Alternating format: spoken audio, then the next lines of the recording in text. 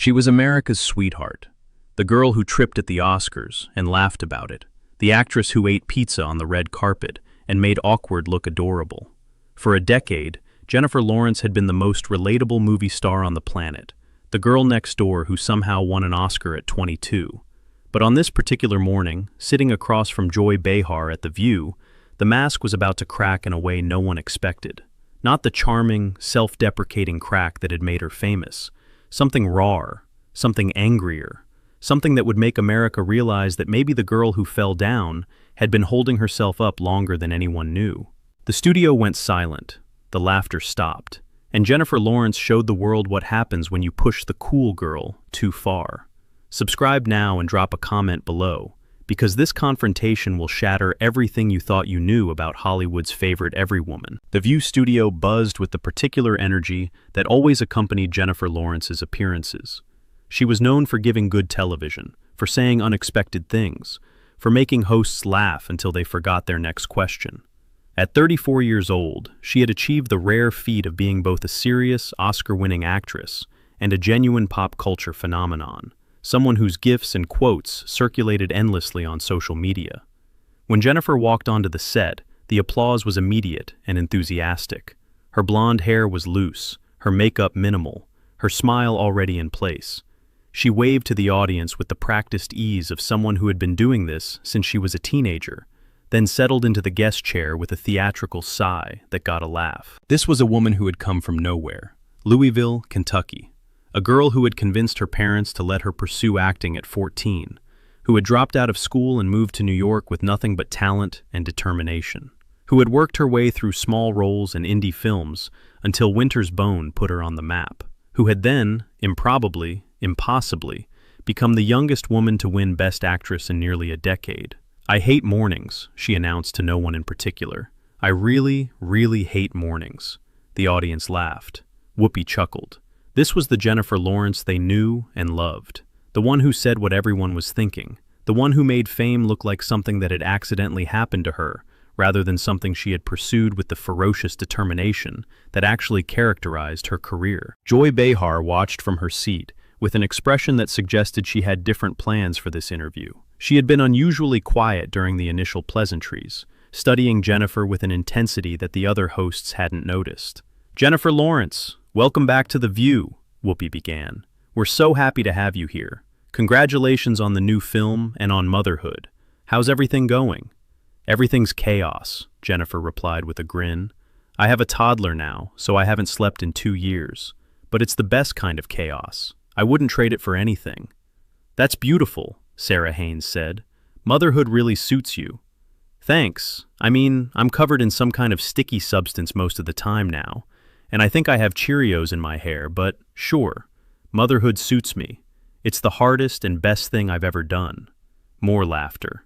The Jennifer Lawrence machine was working perfectly, but Joy leaned forward and something shifted. "Jennifer, let's talk about something real," Joy said, and there was an edge in her voice that made the other hosts glance at her. "You've built this whole brand around being relatable, the falling at the Oscars, the junk food jokes, the I'm just like you persona. But let's be honest, you're worth over $100 million. You've been famous since you were a teenager. At what point does the relatable act become an act?" The question landed like a slap. Jennifer's smile flickered for just a moment before resetting.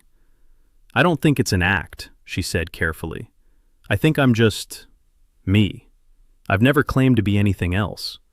"But that's exactly the claim, isn't it?" Joy pressed. "The I'm just like you thing. You're not just like us, Jennifer. You're one of the most famous actresses in the world. You travel by private jet. You wear clothes that cost more than most people's monthly rent. The relatability feels manufactured." Jennifer was quiet for a moment, and when she spoke, her voice had lost some of its playful quality. "So I'm supposed to pretend I'm not human? I'm supposed to act like some untouchable celebrity who never makes mistakes or feels awkward or wants to eat a burger? That would be more authentic to you?" "I'm just saying that the persona is convenient. It's good branding. It makes you likable in a way that translates to ticket sales." "Everything I do is branding now," Jennifer's eyebrow raised. "I can't just be a person who trips sometimes and likes food. It has to be a marketing strategy." Joy shrugged. You're in the business of selling yourself. Everything is marketing to some degree. That's a really cynical way to see the world, Jennifer said quietly, and a really cynical way to see me. We've met before, Joy, multiple times. You've seen me off camera. Do you actually believe I'm performing all the time? I think everyone in Hollywood performs all the time. It's what you do. The question is whether you're aware of it or in denial about it. Jennifer's jaw tightened visibly. Can we talk about something else? Sure, Joy said, but her tone suggested she was just getting started. Let's talk about the pay gap comments you made a few years ago. You wrote that essay about how you were paid less than your male co-stars and how unfair it was, but you were still making millions of dollars per film. Some people found it hard to sympathize with a millionaire complaining about not making enough millions. Don't you think that was a bit tone-deaf? I think equal pay is a principle, Jennifer replied, her voice getting harder. It doesn't matter if you're making minimum wage or millions. If women are being paid less than men for the same work, that's wrong, period. But you're not exactly struggling, are you? You're talking about inequality from a position of enormous privilege. Some women can't even afford childcare, and you're complaining about the gap between 20 million and 25 million. So because I'm successful, I'm not allowed to advocate for other women. Is that the logic? Rich women should just shut up and be grateful. I'm saying the messenger matters, and your message came from a pretty comfortable place. Jennifer leaned forward, and there was something in her eyes now that the audience had never seen before. Let me tell you about my comfortable place, Joy. When I was 23 years old, someone hacked into my phone and stole private photos of me, intimate photos that I had taken for someone I was in a relationship with. And those photos were distributed all over the internet for anyone to see. The studio went very quiet. I was violated, publicly, globally. And do you know what a lot of people said? That it was my fault. That I shouldn't have taken those photos. That I should have known better. That I was asking for it by being famous and having a body, and being in a relationship like a normal human being. Her voice was shaking now, but not with weakness, with fury. I called it a sex crime because that's what it was. I didn't consent to those images being shared. I didn't consent to millions of strangers seeing my body. But instead of being treated as a victim, I was treated as a cautionary tale. This is what happens when you're careless. This is what you get for being famous. As if my privacy was something I had forfeited by being an actress. She paused, collecting herself. Do you know what that does to a person? To know that anyone you meet might have seen you in your most vulnerable moments? To wonder, every time someone looks at you, if they're seeing an actress or if they're seeing those photos. I had to keep working, keep smiling, keep being America's sweetheart while carrying that violation inside me every single day. She took a breath, steadying herself. So when you talk about my comfortable place and my privilege, remember that my body was turned into public property without my consent. Remember that I had to sit in rooms with executives and pretend everything was fine, while knowing they had probably seen me naked. Remember that I was the victim of a sex crime, and half the world blamed me for it. Joy seemed momentarily taken aback, but she recovered. That was terrible, and I'm sorry it happened to you. But it's not really relevant to the pay gap discussion. It's relevant to everything, Jennifer cut her off, because it's all connected. The way women are treated in this industry, the way our bodies are commodified, the way we're told to be grateful for whatever we get and not complain, the way we're supposed to smile and be relatable and never show that anything bothers us because then we're difficult or tone-deaf or whatever label makes it easier to dismiss us. She stood up abruptly, and the movement seemed to surprise even her. I've spent my entire career trying to be likable, trying to be the cool girl who doesn't take herself too seriously, trying to make everyone comfortable. And you know what I've learned? It doesn't matter. People will still find reasons to tear you down. They'll say your personality is fake. They'll say your advocacy is privileged. They'll say you deserve to have your privacy violated because you're famous. She paced slightly, her energy too big to contain in that chair. Do you know what the cool girl costs? It costs you the right to be angry. It costs you the right to be hurt. It costs you the right to have boundaries. Because the moment you show any real emotion, you're dramatic or difficult or not as cool as we thought. The cool girl is a trap, Joy. A trap that women fall into thinking it will protect them, and then spend years trying to escape. She stopped pacing and turned back to face the panel. I've watched other actresses get torn apart for being too serious or too cold or not relatable enough. So I went the other direction. I made myself approachable, accessible. I let cameras catch me being awkward because I thought that would protect me somehow. But it didn't. It just created a different set of expectations I had to meet. She looked around the studio, her eyes bright with unshed tears. I'm tired, Joy. I'm tired of performing for people who've already decided they don't like me. I'm tired of being analyzed and deconstructed and reduced to think pieces about whether I'm genuine or not. I'm tired of having to justify my existence to people who've never spent a single day living my life. Whoopi tried to intervene. Jennifer, I think we all understand. Do you? Jennifer turned to her, and there was no hostility in her voice, just exhaustion.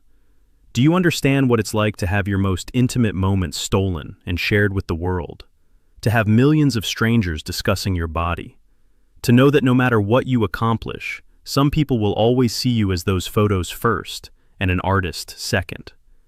She wiped her eyes with the back of her hand, a gesture that was somehow both vulnerable and defiant. I won an Oscar when I was 22 years old. I've worked with the best directors in the world. I've helped create characters that meant something to people. Katniss Everdeen inspired a generation of girls to be strong and fight back. That character showed up at protests around the world. The three-finger salute became a symbol of resistance in actual political movements. People named their daughters Katniss because of what she represented. Her voice cracked slightly.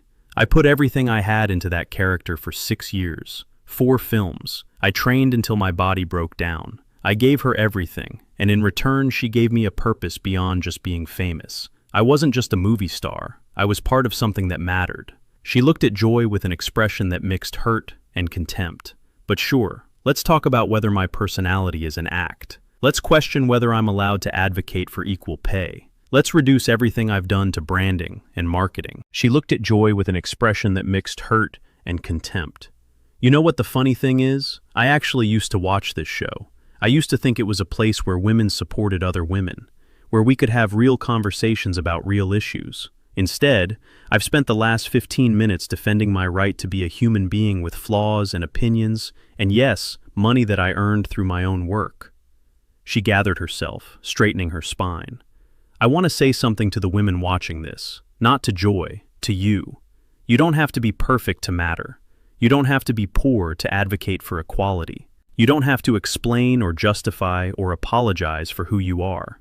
And you definitely don't have to let anyone reduce your whole life to whatever narrative is convenient for them. She began walking toward the edge of the set. Wait, Jennifer, Joy called out. I wasn't trying to— Yes, you were. Jennifer stopped but didn't turn around.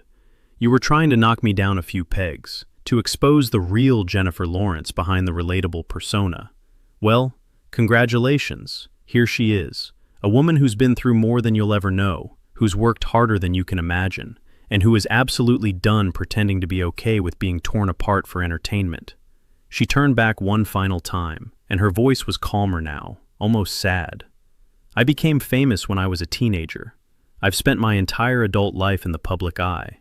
Every mistake I've made has been documented. Every relationship has been dissected. Every pound I've gained or lost has been commented on. And through all of it, I've tried to stay positive, to laugh at myself, to be the person people wanted me to be. She paused, her voice wavering. I've dated people and watched those relationships become tabloid fodder. I've been criticized for being too skinny and too fat, sometimes in the same week. I've had my fashion choices mocked, my political opinions dismissed, my acting ability questioned by people who've never made anything in their lives. She shook her head slowly. But I'm 34 now. I'm a mother. I have a son who will someday Google his mother's name and find all of this. And I don't have the energy to perform relatability for people who've already decided I'm fake. You want the real me? The real me is tired. The real me is hurt. The real me has been through things that would break most people and has somehow kept showing up anyway. She looked at Joy with something approaching pity. I hope this was worth it. I hope whatever ratings boost you get from Jennifer Lawrence loses it on The View is worth what you've shown about yourself today. Because you've shown that even in a space created for women, by women, we're still not safe from each other. And with that, Jennifer Lawrence walked off the set of The View, leaving behind a studio that felt like it was still processing what had just happened. The cameras kept rolling, capturing Joy's expression as it cycled through surprise, defensiveness, and finally something that might have been regret. She had wanted to deconstruct a carefully built image. Instead, she had provided the platform for that image to be torn down by the only person who had the right to do so. Whoopi was shaking her head slowly, her expression unreadable. Sarah looked like she was about to cry, her hand pressed to her chest. The audience sat in stunned silence, all the warmth and laughter of the opening minutes now feeling like it had happened in a different universe. What had started as another charming Jennifer Lawrence appearance had become something else entirely, a reckoning. A woman finally saying out loud what she had probably been holding inside for years. The exhaustion of performing perfection, the frustration of being analyzed constantly, the deep, lasting wound of having her privacy violated and being blamed for it. The aftermath of that interview would dominate social media for days. The clips would be shared millions